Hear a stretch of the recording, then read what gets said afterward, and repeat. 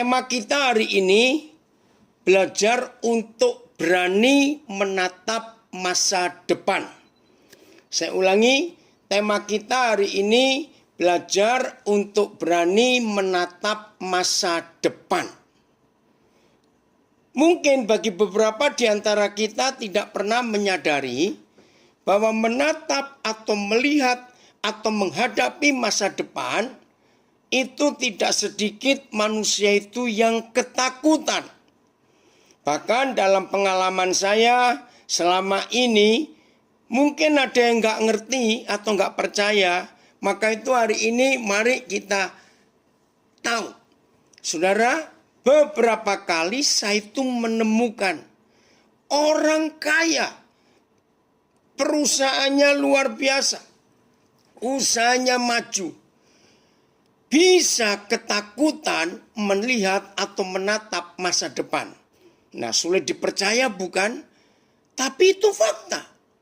Lalu saya coba teliti, apa sih yang menyebabkan orang kaya saja bisa takut menghadapi masa depannya? Saudara, bayangkan kalau yang kaya aja bisa ketakutan menghadapi masa depan. Apalagi orang yang pas-pasan. Dan apalagi orang yang nggak punya tabungan, nggak punya apa-apa. Dapat hari ini, habis hari ini. Dan maafkan saya, termasuk saudara-saudara yang sedang ada di dalam lapas. Ayo hari ini kita belajar untuk berani menatap masa depan. Saudara, sebelum saya bagikan firman Tuhan ini, saya ajak saudara melihat fakta dalam hidup ini. Artinya, coba yang pernah tahu biar hari ini diingatkan lagi dan diberi semangat baru lagi. Tapi yang belum pernah tahu, hari ini supaya tahu. Ternyata kalau sekarang-sekarang ini kita mendengar orang-orang yang sukses di dalam semua bidang, itu bukan orang-orang hebat dan bukan orang-orang kaya dan bukan orang-orang jenius atau orang-orang yang berpendidikan tinggi. Beberapa waktu yang lalu viral di sosial media.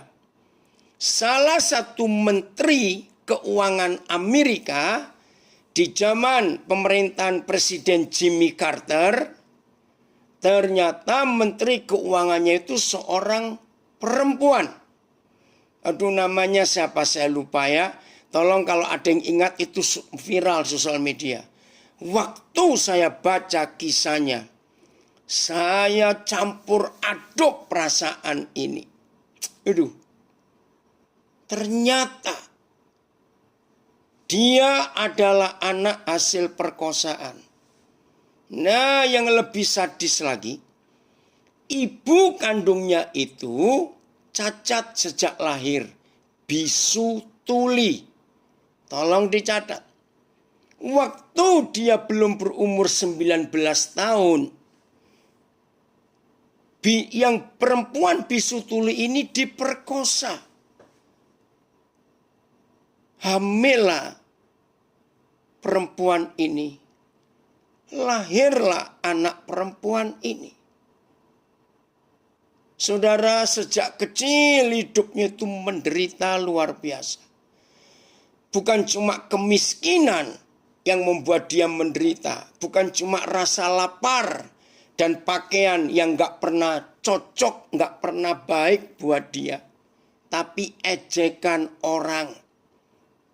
Kemana saja dia pergi sejak masih kecil, orang mengejek dia. Anak haram, anak hasil perkosaan. Itu kenyang dia dengar. Tapi suatu hari dia berjumpa dengan Tuhan. Hidupnya berubah. Dia bisa mengampuni ayah kandungnya. Walaupun dia nggak pernah ketemu. Dan dia adalah pemerkosa ibunya. Coba ngeri nggak kalau melihat kalimat ini. Tapi dia berani menatap masa depan. Dia berani menghadapi kenyataan.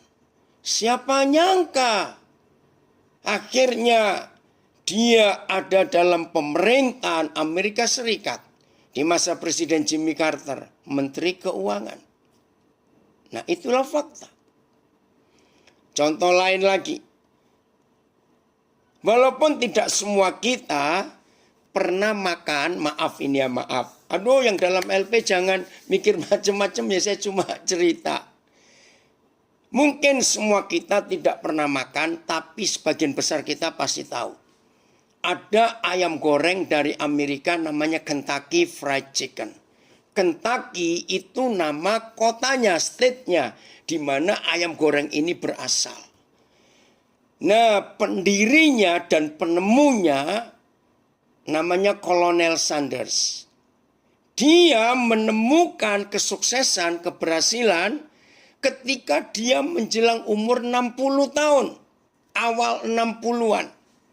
Setelah sejak remaja loh, masih sekolah dasar. Dia sudah mengalami kegagalan. Terus gagal. Dia coba apa saja gagal. Tapi Pak Sanders ini tidak pernah putus asa dalam hidupnya. Nah, suatu hari menjelang umur 60 tahun, 58, 59 kira-kira. Dia itu membuat resep. Campuran tepung dengan apa, itu rahasia dia. Nah, dia dapat ayam. Maka dia potong-potong dan dia goreng. Terus dibagikan ke teman-temannya. Bukan dijual loh saudara, dibagikan. Wih, teman-temannya suka. Ternyata nggak berhenti hanya sampai teman-temannya saja. Ternyata dia diminta oleh teman-temannya, kamu jual dong. Siapa nyangka? Kalau saya berkata, oh Pak, habis oke, terima kasih. A.C. Taylor Morton. Terima kasih siapa itu yang kirim namanya. Nah itu saudara bisa lihat, cari biografinya ya. Tolong dicatat. Aduh, waktu saya baca A.C. Taylor Morton. Ya, wanita kulit hitam. Terima kasih. Nggak ada nama tadi yang nyantumkan. Nah akhirnya Kolonel Sanders mencapai sukses. Ketika umurnya sudah hampir 70-an. Dia bisa menatap masa depan. Hebat sekali. Dan banyak kisah-kisah orang sukses di Indonesia juga banyak. Orang yang berani menatap masa depan. Ya, coba kumpulkan cerita-cerita itu. Nah, secara khusus saudara-saudara yang di LP, sambil menunggu masa hukuman saudara selesai, jangan merenungi nasib. Jangan menyesali diri dan jangan menyalahkan dan sakit hati kepada orang-orang yang membuat saudara ada di dalam tempat itu. Saya ulangi lagi. Ini saya bicara dulu secara umum. Jadi bukan tentang firman Tuhan. Ya kisah nyata. Terima kasih saudara yang di Facebook bintangnya. Ya. Jadi saya belum bicara tentang firman Tuhan. Ini baru bicara tentang fakta sejarah. Terima kasih lagi saya di Facebook. Yaitu orang-orang sukses. Ya, saya ulangi, orang-orang sukses. Tidak selalu dimulai dengan kaya, dengan pintar, dengan penampilan, dengan apa? Tidak. Tapi orang-orang yang berani menatap masa depannya. Maka itu penting sekali.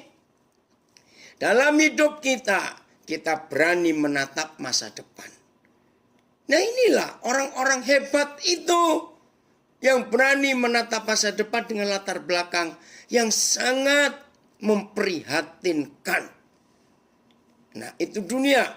Satu lagi, kalau saudara pernah dengar nama Nick Vujicic, ya, seorang bayi laki-laki lahir di Queensland, Brisbane, Australia. Begitu lahir, anak ini gak ada tangan, gak ada kaki. Kaki kiri atau kanannya cuma kecil, hanya berupa telapak kaki saja, tapi itu pun jarinya nggak lengkap. Tapi sekarang Nick Fujisik ini bisa menikah, ya, istrinya cantik, orang Korea atau orang Jepang saya lupa. Anaknya laki-laki sudah 2, kalau saya nggak salah. Menjadi motivator terhebat di dunia sampai hari ini. Nah, saudara, itulah fakta orang-orang yang berani menatap masa depannya. Saya kembali lagi kepada rekan-rekan, kepada saudara-saudara yang di dalam sekarang ini di LP. Jangan takut menatap masa depan. Buang semua kata-kata yang menakutkan. Nanti orang ngomong apa kalau aku bebas? Nanti tetanggaku, keluargaku, teman-temanku bagaimana? Udah. Percayalah, Tuhan pasti akan menolong. Nah, ini sekarang kita bicara tentang Tuhan. Kalau mereka yang di dalam dunia ini secara umum berani menatap masa depan dan mereka bisa mencapai sukses, maka itu jangan takut. Kalau saudara dan saya punya pengharapan dan punya jaminan. Apa sih modalnya untuk berani menatap masa depan? Apa modalnya? Kita harus punya modal. Nah, catat baik-baik. Modalnya itu bukan pendidikan tinggi, bukan penampilan yang hebat, bukan kegagahan atau materi atau fasilitas lain. Tidak. Modal untuk berani menatap masa depan adalah percaya bahwa masa depan itu ada. Itu modalnya. Ya. Ada yang tanya, apa sih takaran sukses? Untuk sekarang ini banyak yang mengukur kesuksesan dengan punya rumah mewah, pakaian mewah, material yang bisa dilihat orang. Itu dunia. Nah, saya jawab pertanyaan ini anak saya dari Bali, tapi untuk semua kita juga. Kesuksesan adalah kalau saudara dan saya bisa membuat orang lain sukses. Saya ulangi lagi.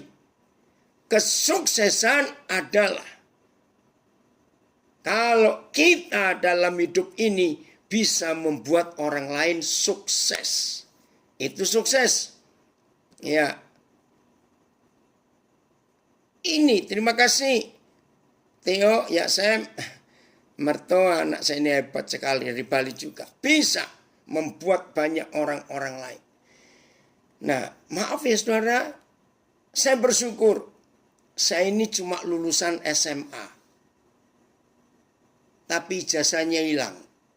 Kenapa? Maka itu saya nggak bisa kuliah lagi. Karena orang tua kami miskin.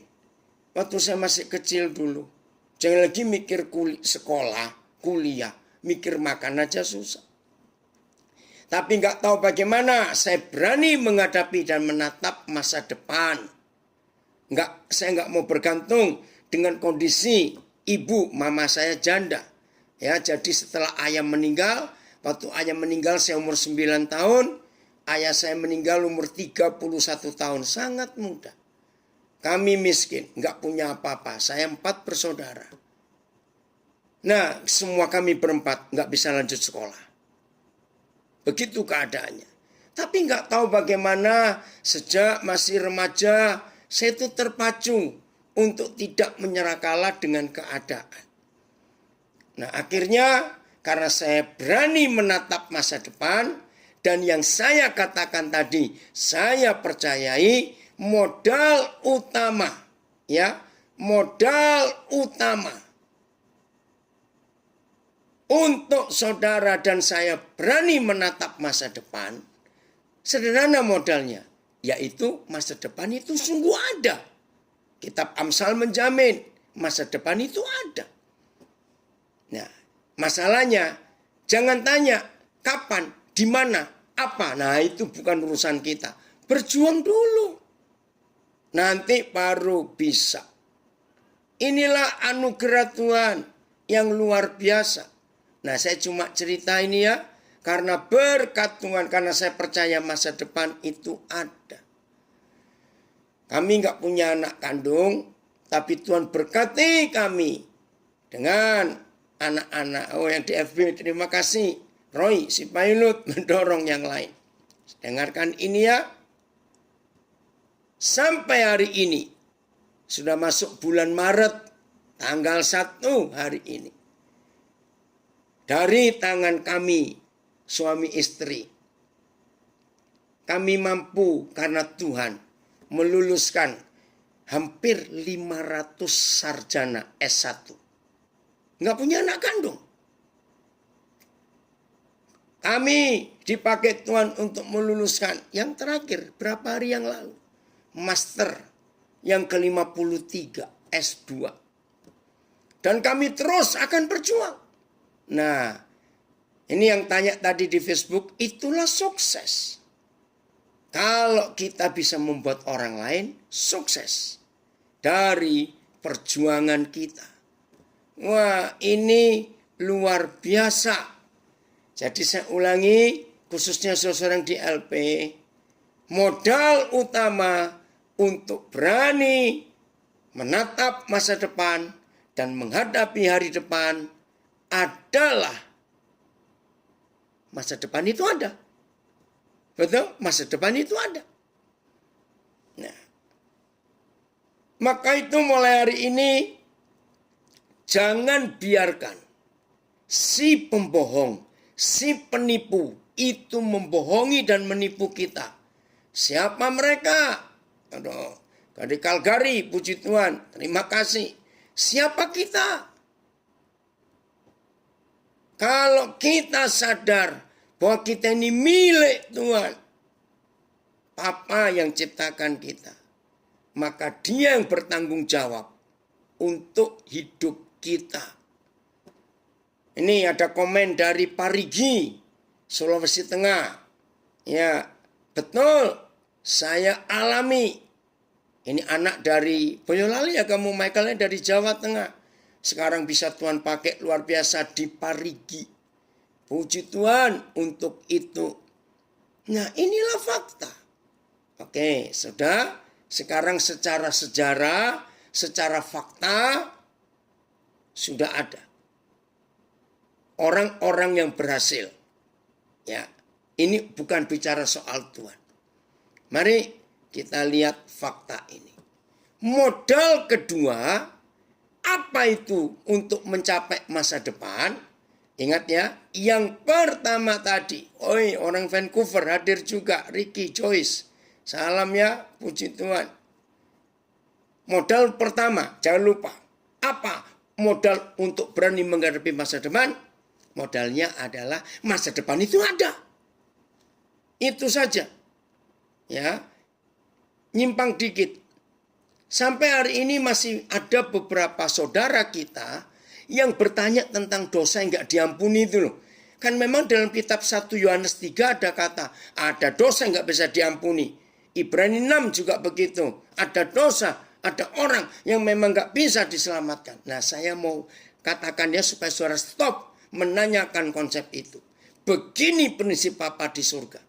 Selama saudara dan saya masih bernafas, berarti pengampunan itu tetap ada. Selama kita masih bernapas, pertobatan dan keselamatan tetap ada. Berarti selama saudara dan saya masih bisa bernafas, meraih kesempatan buat masa depan itu ada. Harus setuju ini, harus setuju. Betul ya? Jadi selama kita masih bernafas, sudah nggak usah bahas masalah dosa nggak diampuni sudah. Pokoknya kita bertobat, tidak macam-macam, tidak melawan peraturan surga, ikuti hukum Tuhan. Sudah, kerjakan saja begitu. Oke, sekarang yang kedua. Ternyata Papa memberi modal. Kalau hal yang pertama, kita apa? Keberanian kita menatap masa depan. Jawabannya karena masa depan itu ada. Nah, sekarang Papa memberi modal kepada kita, bukan cuma yang Kristen. Makasih Roni, betul ada. Ya, masa depan tidak tergantung karena orang lain. Ini dari Nabire, ada yang komen. tapi dari diri sendiri. Mau berguna enggak buat orang lain? Oke, kita buka Kejadian 11 ayat 6. Wow, ini luar biasa. Puji Tuhan, Bapak Gembala, Pak Danang, Pendeta Danang dari Jogja hadir juga. Ya. Kejadian 11 ayat yang ke-6. Ini modalnya yang Papa beri. Oh, terima kasih. Oh ya, ini ada anak saya lulusan dari perguruan tinggi Teknik Universitas Delft, ikut bergabung ya dalam berapa kali melayani di lapas. Ya, ada ini kesaksian ya, saya mau baca. Beberapa kali melayani di lapas, saudara-saudara kita di sana banyak tanya, bagaimana lepas dari stigma atau stempel bahwa sekali di penjara pasti kambuhan lagi. Banyak dari mereka takut mengulangi kesalahan yang sama. Nggak usah takut, ada jaminan dari Papa di surga. Jaminannya adalah pertobatan kita memulihkan semuanya. Yang kedua, ambil keputusan. Kalau saudara sudah bebas, jangan punya pergaulan yang sama seperti sebelum saudara masuk. Udah, dua itu saja. Saya ulangi, kalau ada yang bertanya yang di dalam lapas, takut. Nanti kalau kambuh lagi takut. Jawabannya ada dua. Satu, bertobatlah dan percaya Tuhan mengampuni. Yang kedua, lingkungannya harus baru. Putus dengan yang lama. Itu dia. Oke, baik ya, Kejadian 11 ayat 6. Begini kata Tuhan. Seseorang di lapas, inilah modal dan harapan dari Papa di surga untuk nanti saudara bebas sudah punya keberanian dan selama masih di dalam sambil menunggu masa tahanan saudara berakhir, gunakan kesempatan untuk belajar sebaik-baiknya mumpung masih ada banyak waktu di dalam. Kejadian 11 ayat 6. Dan Tuhan berfirman, mereka ini satu bangsa dengan satu bahasa untuk semuanya. Nah, saudara masih ingat? Ini kisah Menara Babel. Betul ya? Bagaimana keturunan Nuh yang dipimpin Nimrod bisa membuat bangunan bertingkat yang pertama di dunia loh. Wah, ini berapa ribu tahun sebelum Masehi. Bisa bayangkan, oh terima kasih Pak Yogo. Ya, Kejadian 11 ayat yang ke-6. Saya akan baca bagian B, berapa terjemahan ini. Nah, begitu mereka berhasil membuat menara itu, Tuhan itu kagum. Tuhan itu memuji mereka. Woi, hebat sekali kamu. Ingat loh, belum ada fakultas arsitektur.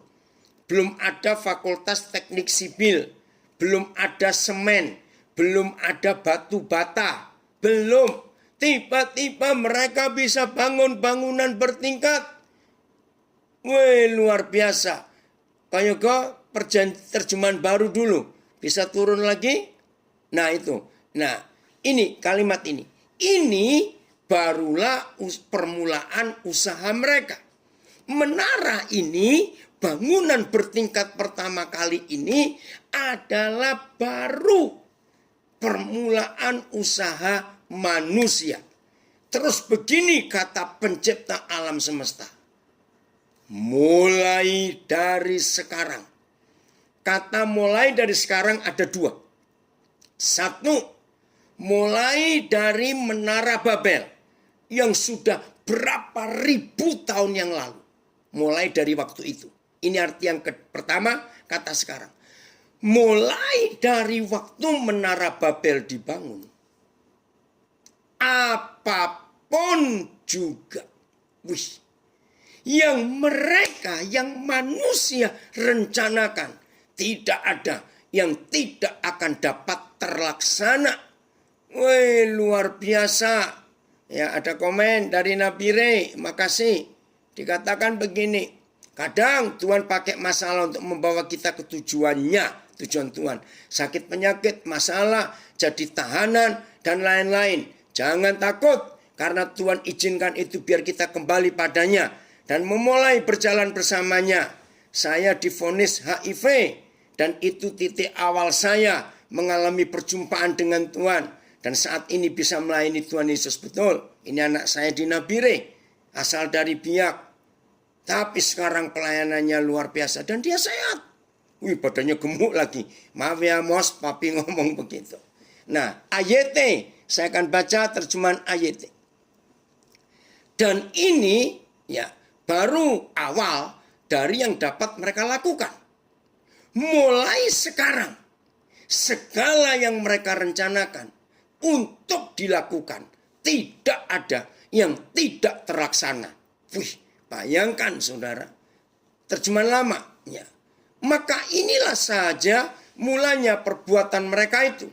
Sekarang, bukankah baik mereka itu ditegakkan daripada segala sesuatu yang dapat diperbuatnya ini? Maaf, ini terjemahan lama, agak sulit. BS, maaf. Tak lama lagi, mereka akan sanggup melakukan apa saja yang mereka kehendaki. MELT. Dan sekarang, segala yang mereka mimpikan untuk melakukannya, tidak ada yang tidak terlaksana. Wih, luar biasa. Yang berikut, mulai sekarang, apapun niat yang hendak dilaksanakan mereka, tidak ada yang tidak dapat dicapai oleh mereka. Saya tidak tahu, ada yang beri terjemahan lain, saudara perhatikan. Ini luar biasa, betapa Tuhan itu hebat. Wih, saudara, saya merinding. Saya pertama kali tahu ayat ini tuh bulan Mei tahun 83. Saya terperangah, saya bilang wow, hebat sekali. Sebentar, ini dari Timor Leste. Ada komen, saya mau baca. Ya Pak Marques, masalah bukan musuh kita. Ini orang Timor Leste. Tetapi masalah adalah guru terbaik kita. Betul. Nah Pak, yang hari-hari ini sedang di dalam pergumulan, takut masa depan. Aku ini bagaimana ya? Aku nanti bagaimana ya? Aku ini nggak punya modal ya? Terus bagaimana ya? Saya mau baca. Saya baca ini bahasa Inggris. And this is only the beginning of what they will do. Jadi ini baru apa yang mereka mau kerjakan. And now nothing they have imagined. Dan sekarang apa yang diimajinasikan oleh mereka, they can do will be impossible for them. Jadi semua diimajinasikan bisa terlaksana, terjadi untuk mereka. Nah, saudara, maka begini kesimpulan saya. Maaf ya, maaf. Jangan ada yang marah. Sejak bulan Mei tahun 83, ketika pertama kali kejadian 11 ayat 6 diwahyukan, dijelaskan oleh Roh Kudus kepada saya. Sejak hari itu saudara, saya itu semangat untuk mengerjakan apa saja. Berani menatap masa depan. Serius saudara. Begini kesimpulannya ya, supaya tahu. Menurut kejadian 11 ayat 6, ternyata di dunia ini sebetulnya tidak ada orang bodoh, tidak ada orang miskin, tidak ada orang gagal. Saya radikal. Saya ulangi. Setelah Roh Kudus mewahyukan kepada saya betapa hebatnya kejadian 11 ayat 6 ini dijamin oleh Tuhan. Dan ingat, ini bukan cuma untuk orang Yahudi, orang Kristen, orang Katolik. Ini untuk yang namanya orang. Maka itu saya berkata, orangnya itu cuma separuh atau cuma 3/4, Maaf ini. Karena ada orang yang cuma separuh dan orang yang cuma 3/4. Makasih mailing. Semuanya yang banyak. Bintang. Orang cacat. Nick Fujisik itu malah cuma badan saja dengan kepala. Tangan kaki nggak punya. Ada orang yang cuma 3/4. Nggak punya tangan tapi punya kaki. Nah ini saya lagi kontak dengan seorang ibu namanya Ibu Terima. Nah saya tahu ini, saya belum pernah ketemu. Ibu Terima ini lahir cacat, nggak punya tangan. Jadi dua-dua nggak ada tangannya, cuma kaki. Tapi sudah menikah, punya anak. Nah yang mengagumkan saya, Ibu Terima ini bisa membatik, saudara. Ketika anak saya dari Bandung mengenalkan saya, maaf saya cuma cerita. Saya dapat koleksi batiknya. Terus batik pakai apa? Pakai kaki. Bayangkan. Waduh, waktu saya dikirimi foto-foto koleksi batiknya pakai kaki. Dihargai murah sekali. Masa batik begitu hebat? Cuma harganya nggak sampai 300.000. Saya bilang terlalu murah. Ibu Terima. Nah dalam bahasa Jawa, nrimo. Pasti orang tuanya ketika lihat anaknya lahir cacat, ini muslim saudara, pasti punya harapan, kamu nrimo ya nak, kamu terima fakta hidup ini. Dan waktu saya lihat fotonya dia sumringah, wajahnya bahagia sekali sambil gendong anaknya. Bayangkan, nggak punya tangan gendong anak bagaimana? Tapi saya lihat dia semangat hidupnya luar biasa. Maka itu saya katakan kepada saudara, dengar baik-baik. Menurut Kejadian 11 ayat 6, masa depan itu sungguh ada. Dan saya berkata, sudah ada. Saya ulangi, masa depan itu sudah ada. Bukan cuma sungguh ada dan bukan akan ada. Dari mana saya berkata sungguh ada? Ya firman Tuhan ini. Kejadian 11 ayat 6. Nah, saya minta maaf kepada yang di LP. Maaf ya, begini. Mei 83, waktu pertama kali saya dapat pengertian firman ini. Wih, berarti di dunia ini nggak ada orang bodoh, nggak ada orang miskin, nggak ada orang gagal. Yang ada adalah orang malas. Maaf. Kok bisa? Nah ini keyakinan saya setelah baca ayat ini. Maaf ya. Saya bilang, Papa, seharusnya firman ini Papa tambahkan satu kata, kecuali.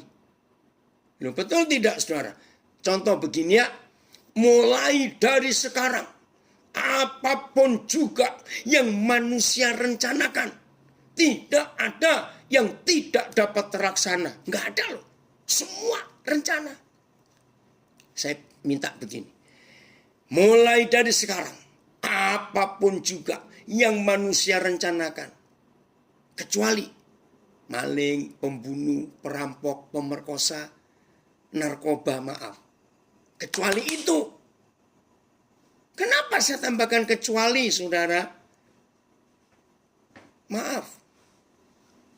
Tidak ada sebodoh-bodohnya orang bodoh waktu mau buat jahat tidak pakai rencana. Catat. Maaf saya berkata. Di dunia ini nggak ada maling bodoh. Satu hari ada maling lewat depan rumah, dia noleh. Loh kok kosong? Nggak mungkin langsung dia masuk. Nggak mungkin. Dia pulang pasti buat rencana dulu. Bagaimana aku bisa mencuri di rumah kosong itu? Maka itu maafkan saya. Begitu radikalnya Roh Kudus menyadarkan saya. Makasih Ben, nanti dibuka. Tolong Pak Yugo bukakan itu. Amsal 18 ayat 23. Saudara perhatikan. Tuhan menjamin. termasuk maling, perampok, pembunuh, pemerkosa. Aduh, Tuhan ampuni. Sebelum setiap kita mau mengerjakan yang baik dan yang jahat, yang salah dan yang benar, pasti kita merencana dulu.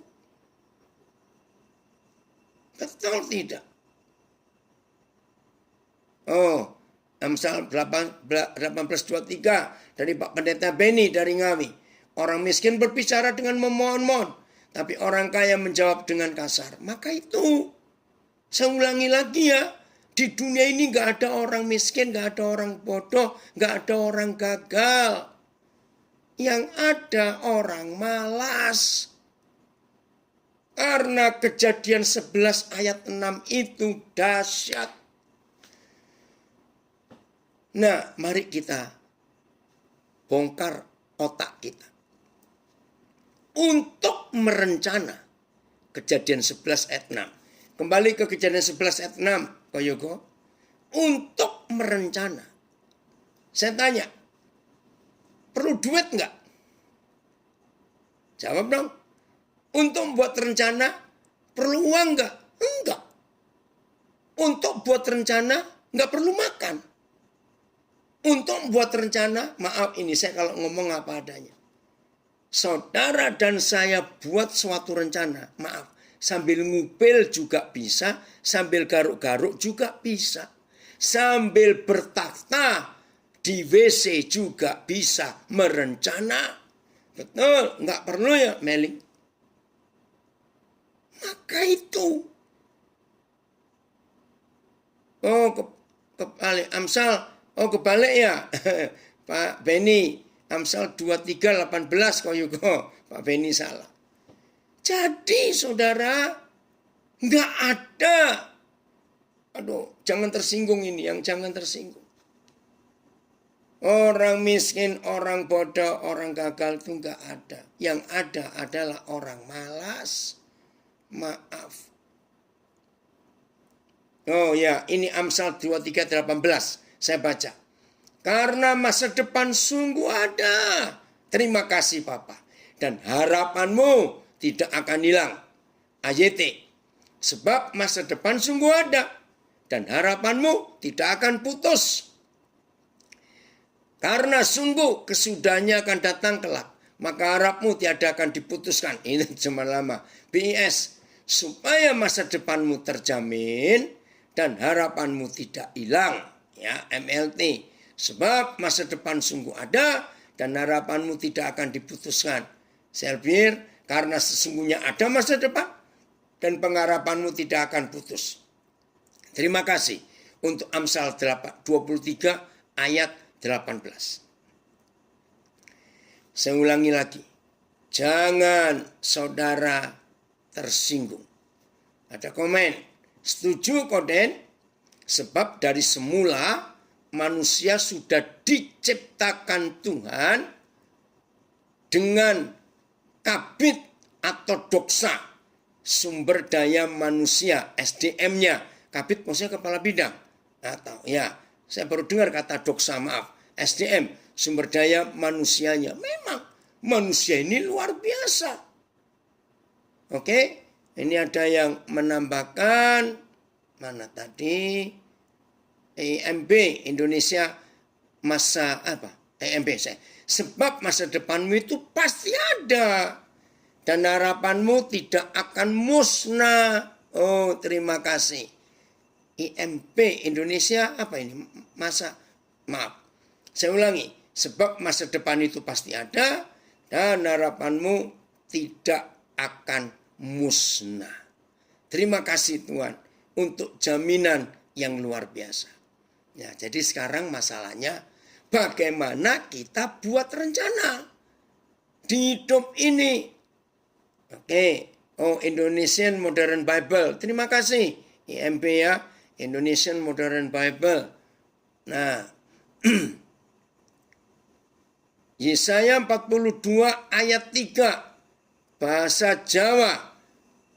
Sebentar. Rayung kang pepes tumelung ora bakal kaketok. Tuwin waduh sulit dimengerti ini. bahasanya. Ada nggak yang lebih baru lagi? Ya, Yesaya 43. Ini bahasanya lama sekali. Oke, nah sekarang. Ayo saudara dan saya menata. Ya, menata apa? Menata masa depan. Nah, Diki siapa? Papa lupa ini. Kamu Diki yang di mana? 42 ayat 3. Kok juga? Bukan 43 ayat 3. Yesaya 42 ayat 3. Ya. Bulu yang patah terkulai tak akan diputuskannya, dan sumbu yang pudar nyalanya tidak akan dipadamkannya. Oh, ini harapan untuk masa depan. Tetapi dengan setia ia akan menyatakan hukum. Puji Tuhan. Oke ya, kita lanjutkan. Nah sekarang ayo kita menata masa depan. Ini dia. Oh yang di Malang. Oh maaf ini Diki. Ya, oh namamu Alfian yang di belakang. Maaf deh, Papa baru tahu. Nah bagaimana cara kita menata masa depan? Kalau kita sudah yakin masa depan itu pasti ada, karena sudah ada, bukan akan ada, dengan jaminan-jaminan yang luar biasa seperti ini, hanya dengan merencana saja, merencana itu gratis, dijamin oleh Tuhan, maka Tuhan akan melaksanakan apa yang Dia rencanakan bersama-sama dengan kita. Kalau manusia merencanakan dengan dirinya sendiri, aduh maaf, bahkan ketika manusia buat rencana dengan setan. Coba renungkan kalimat ini. Ketika manusia buat rencana dengan setan untuk buat kejahatan, itu pun terjamin oleh Tuhan lewat Kejadian 11 ayat 6. Apalagi kalau saudara dan saya membuat rencana masa depan, menata masa depan kita bersama dengan Bapa di surga. Nggak mungkin itu nggak terlaksana. Saya berharap kebenaran ini membuat kita semuanya jadi semangat. Betul. Pak Kutom berkata masa depan sudah ada dan harus diraih. Bukan ditunggu untuk dia datang. Nggak bisa. Maka itu kita rencanakan. Saya ingin mengatakan kalimat ini lagi. Kalau manusia buat rencana dengan setan, maka itu tiap hari kita dengar berita tentang kriminalitas. Dengan macam-macam cara yang aneh-aneh untuk manusia buat jahat. Kalau merencana dengan setan saja, manusia bisa berhasil. Ngeri loh kalimat ini. Maka itu saya katakan tadi, seharusnya Tuhan, betul Kristus, ngeri. Maka itu pertama belajar kejadian 11 ayat 6. Harusnya kecuali penjahat, perampok, pembunuh, pemerkosa, pembuat narkoba dan semuanya. Itu enggak termasuk. Tuhan enggak bilang itu.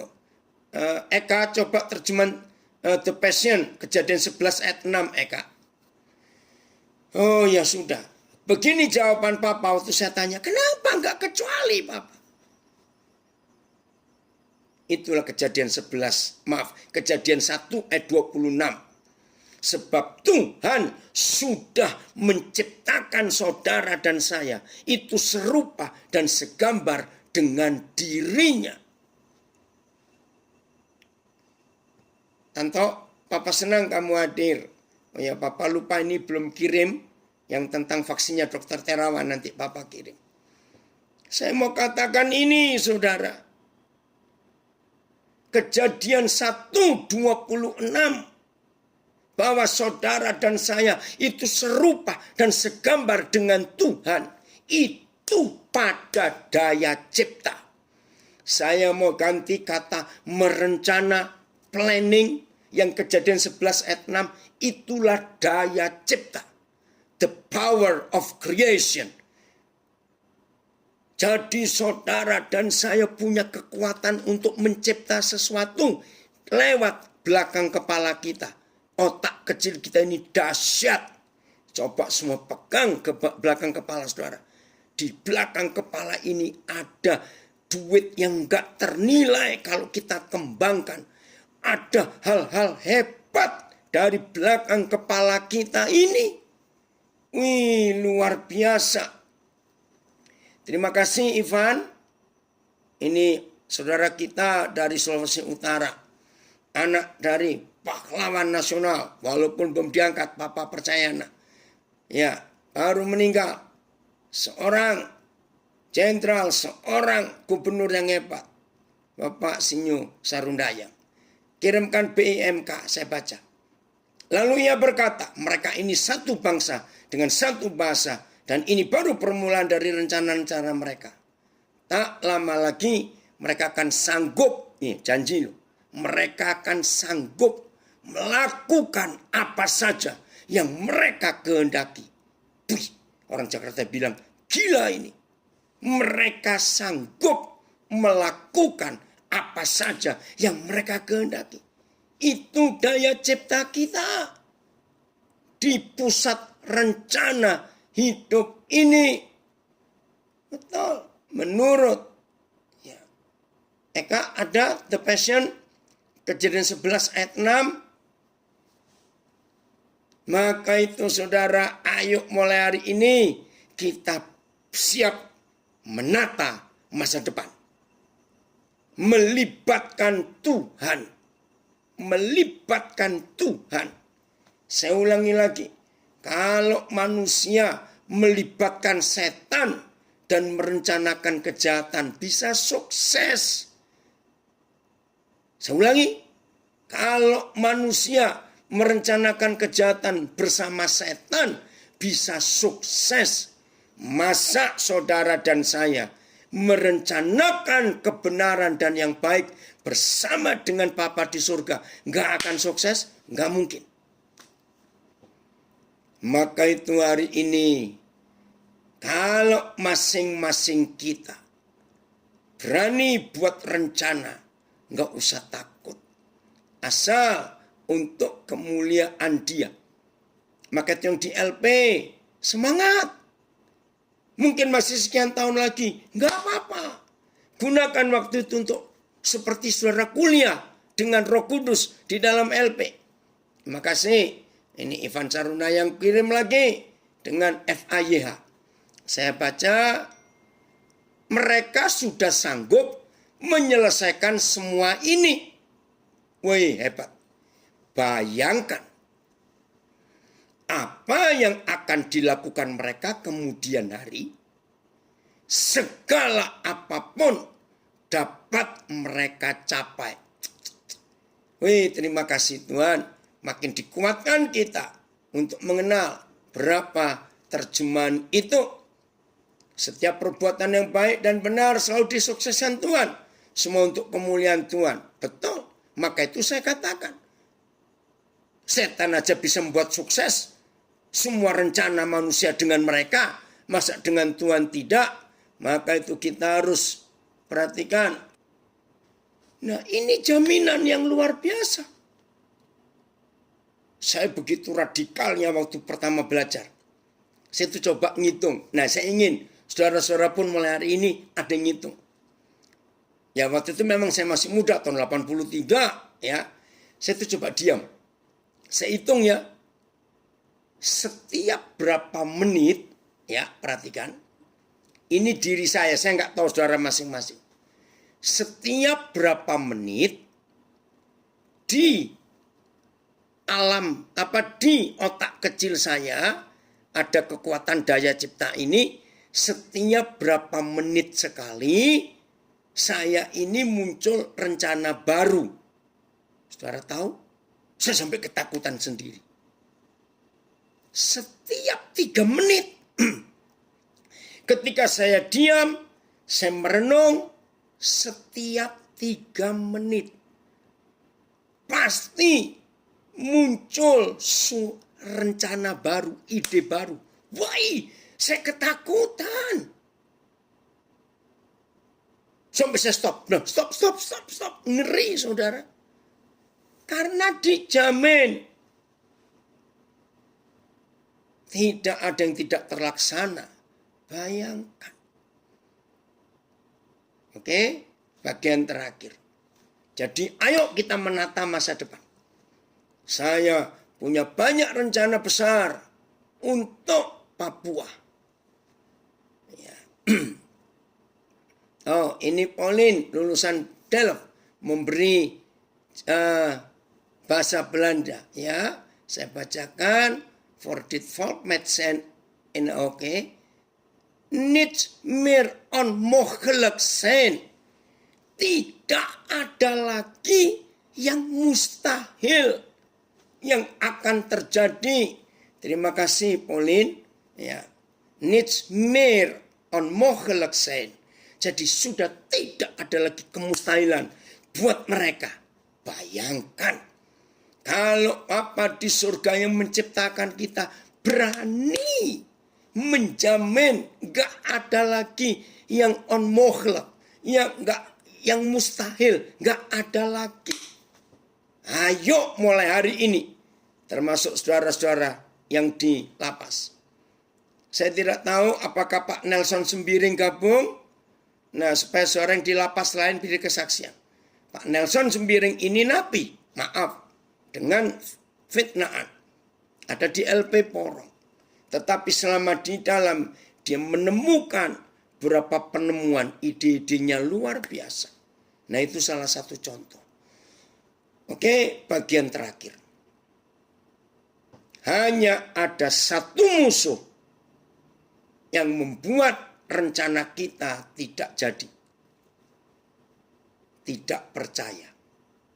Nah, tidak percaya ini yang pertama tidak percaya Tuhan. Yang kedua tidak percaya kepada siapa yang ada di dalam kita. Nah, ketidakpercayaan ini munculnya khawatir. Itu loh, khawatir itu yang membuat semua hidup kita jadi berhenti. Jangan. Ayo kita belajar mempercayai Tuhan dalam setiap hal, setiap langkah, setiap kejadian, setiap keputusan, setiap hal-hal kecil dalam hidup kita. Saudara dan saya harus berani mempercayai. Yeremia 29 ayat yang ke-11. Yeremia 29 ayat yang ke-11. Koyogo? Ya, ayo. Yeremia 29 ayat yang ke-11. Biarlah ini menjadi dorongan, motivasi kita yang kuat untuk kita melakukan. Sambil tunggu ada komen. Wah, firmannya ini belum dibacakan, tapi pencerahannya tentang hidup menatap masa depan dari orang-orang yang berhasil dan sukses. Juga tentang hidup yang membuat orang lain. Terima kasih untuk ya Pak. Pak Sega. Mana ini? Oh, kepotong lagi. Udah, Yeremia 29 ayat 11, Koyogo ada? Iya, khawatir sama dengan dosa. Betul sekali. Yeremia 29 ayat yang ke-11. Inilah jaminan yang Papa beri. Maka itu buang ketidakpercayaan. Buang kekhawatiran. Buang semua kegentaran. Ya, buang. Ya.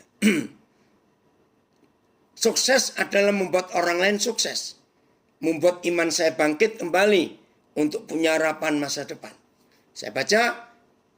Sebab aku Papa di surga. Sebab aku ini mengetahui rancangan-rancangan apa yang ada padaku mengenai kamu, mengenai kita. Demikianlah firman Yahweh, yaitu rancangan damai sejahtera dan bukan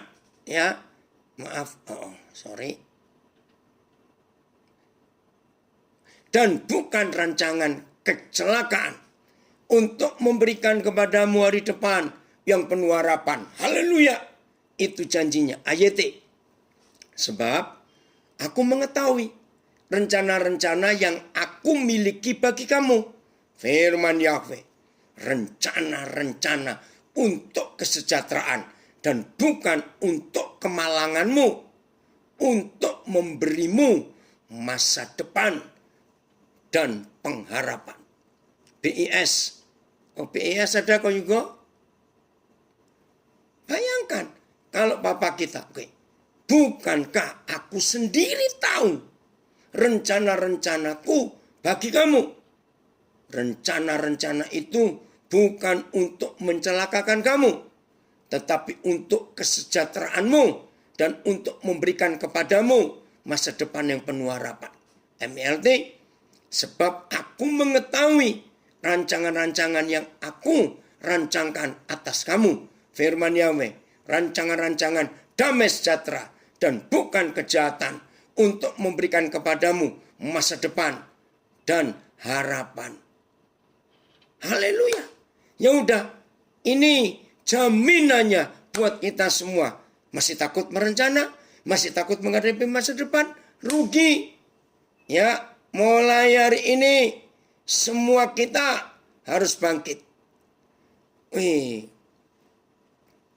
Bahasa Jawanya, awet ingsun iki, ingsun itu Tuhan, nguningani, ya mengetahui rancangan ingsun, rancangan Tuhan, tumrap siro, yaiku rancangan tentrem rahayu, lan duduk rancangan bilai, yaiku supaya siro kebak pangarep-arep kang becik tumrap ing besuke, mengkono pangandikane Sang Yehuwa. Jaminan yang luar biasa. Jadi mulai hari ini, saya tidak tahu yang gabung di LP berapa ratus orang ini, karena sekian belas LP. Yang lewat Zoom, lewat IG, lewat Facebook.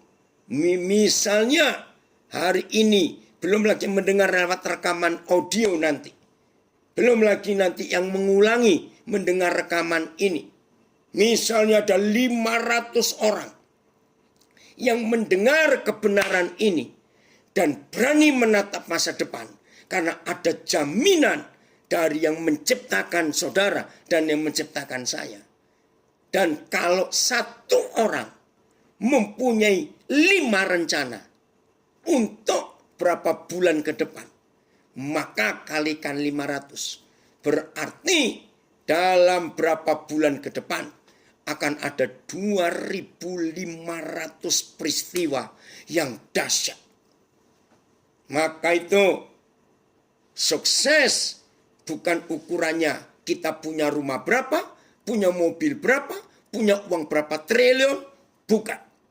Ukuran sukses adalah kalau kita buat rencana yang hebat-hebat, maka banyak orang bisa kita sukseskan dalam hidup ini.